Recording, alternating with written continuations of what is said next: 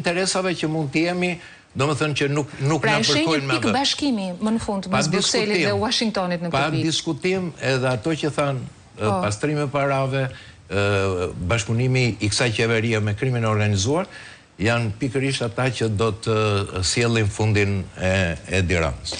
Me kaliser, kreu i Komisionit Jashtëm Parlamentit Evropian bëri këtë deklarat, 4.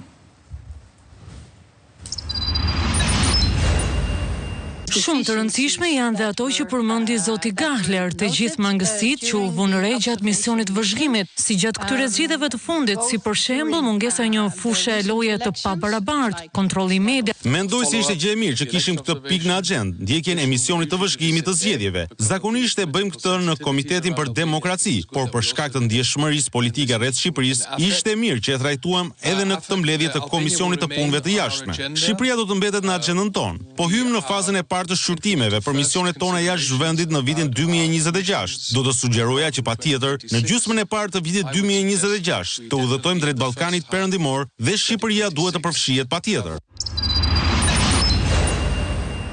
Romiri, ti je gazetar. Edhe ti e ke parë përpjekjen gjatë ditës së sotme për ti lexuar. Si ndodh rëndom, Xhanëm. Por edhe për hir të përvojës profesionale, për zgjedhjet kaluara, për vitet kaluara, ose qoftë në situatën politike të krijuar, sidomos me opozitën e vënë me shpatulla pas muri. Ti si ke parë deklaratat e sotme? Edhe te inserti që ndoqëm, kishte një frazë shumë të rëndësishme, që trajtimi i të dhënave apo i përmbledhjes së misionit të vëzhguesve në Shqipëri i drejtuar nga Gahler, është kompetencë, po e them edhe për opinionin publik, domethënë, më të thjeshtë është kompetencë e një komisioni tjetër. Dhe është futur jashtë radhë i shtuar agjendës së komisionit të jashtëm ku do diskutohej pjesa e rezolutës për Shqipërinë. Pra ka patur prioritet. Pra është futur me prioritet për shkak të këtyre shqetësimeve. Në qoftë se u cilësua si lajm i mirë, për mua është një lajm shumë i keq. Ky është që po ndodh për Shqipërinë. Ishte e pritshme pas zgjedhjeve, po është një hap shumë negativ. Është një hap shumë negativ për imazhin dhe rrugtimin e Shqipërisë drejt Bashkimit Evropian, ku për shkak të interesave të mbajtjes së pushtetit të Edi Ramës, sot shqiptarët duhet kuptojnë që është hedhur hapi i parë i rrezikimit të rrugës së Shqipërisë në Bashkimin Evropian.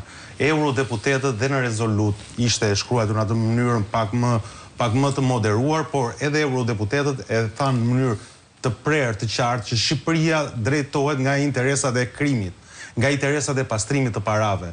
Nuk ishte deklarat më të fortë se grupet kriminale ndikojnë në zgjedhje për të ruajtur stabilitetin, për të vijuar aktivitetin e tyre kriminal, dhe kjo sipas Gahler duket hapur në mes të Tiranës nga kullat që po ndërtohen. Pra, e thënë shkurtimisht, Shqipëria sot po bën shumë hapa mbas dhe për shqiptarët duhet të këmban alarmi ajo që ndodhi në Bruksel. Pastaj interpretimet politike, ne ishte mirë për këtë krah, apo keq për krahun tjetër, nuk duhet t'i interesoj, po në asnjë moment nuk ishte certifikim zgjedhjesh aty. Po konkurruese ishin zgjedhjet, po patjetër, kishin 2 parti ngar. Patjetër, kishin 8, kishin 8 konkurruese. Kandidat kishin plot. Por në pabarazi, me përdorimin e pushtetit, me përdorimin e forcës, me blerje votash, me bonuse dhe me falje gjobash, me angazhimin e drejt për drejt grupit kriminal, nuk u tha vetëm emri i Sara Miles në atë rezolut. Vetëm emri i saj, po të ishte shtuar edhe emri, atëherë do ishte më konkret që për ta kuptuar ne si shqiptar. Se ta thoj eurodeputeti, struktura kriminale të angazhuara për orientimin e votës, më falë, po çfarë do të marrin? Të marrin kazmën dhe të vinë të hapin në mes Elbasanin, nuk ndodh. Sërish e theksuan, aty që ata janë vetëm orientues. Nuk mundet Bashkimi Evropian të vitë zgjidhë problemet e brendshme në Shqipëri. Dhe unë e shoh që kjo situatë ishte e pritshme dhe e qëllimshme. Ne kemi parë muajt e fundit, ose vitin e fundit, një izolim të Shqipërisë apo të qeverisë apo të kryeministit Edi Rama nga faktori ndërkombëtar. Nuk kishte ndonjë vizita përveç atyre takime atyre bizneseve diplomatike, jo për ciljen e emigrantëve ngjatër me Giorgia Melonin apo në një interes tjetër ekonomik, pra kishim një lloj izolimi. Dhe në këto kushte, kryeministri ynë si duket ka menduar që me mbajtjen e pushtetit me vjedhjen e zgjedhjeve do ju prezantoj si faktori ndërkombëtar, pra që është ai në pushtet dhe ai që do të drejtoj.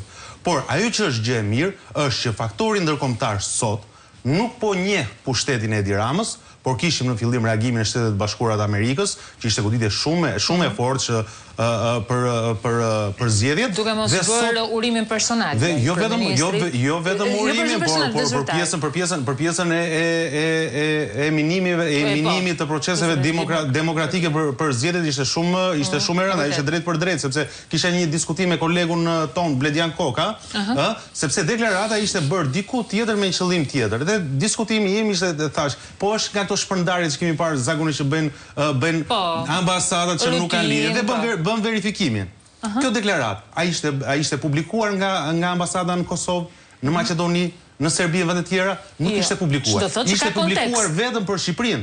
Ishte publikuar vetëm në Shqipëri ajo deklarat, në asnjë ambasadë tjetër.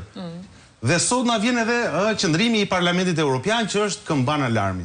Pra, unë në këtë forum e shoh që Shqipëria sot po udhëhiqet nga interesat e krimit. Ne duhet ose ta pranojmë dhe ne të jemi në tutelën e krimit, ose duhet të flasim dhe të reagojmë për një Shqipëri drejt Bashkimit Evropian, jo në 2027, po edhe në 2026 në qoftë se duhet dhe t'i shkojmë merita e Edi Ramës. Por fokusi jon do jetë që të zbatojmë në Shqipëri dhe të kemi në Shqipëri vërtet një vend kandidat që aspiron për të futur në Bashkimin Evropian. Atë diskutoja edhe me Ildën para se të fillonte emisionin që pikërisht reformat ishin pjesa më e rëndësishme e raportit e thënë reforma në vetvete do thotë një Shqipëri që bëhet gati për të hyrë në BE, dhe jo një Shqipëri që po e marrim me zor për arsye deri konspirative apo konspiracioni absolut. Ilda, përpara se të kaloj tek ty, Genci, duket që betejë e Berishës, e cila në fakt jo pak është paragjykuar, dikush e bën me kast, dikush e bën sepse është lodhur, por ky denoncim i vijueshëm i zgjedhjeve na vodhë nuk i shërben, po themi ne, kësaj situate në cilën është konsoliduar me 83 mandate Edi Rama, duket se ka dhënë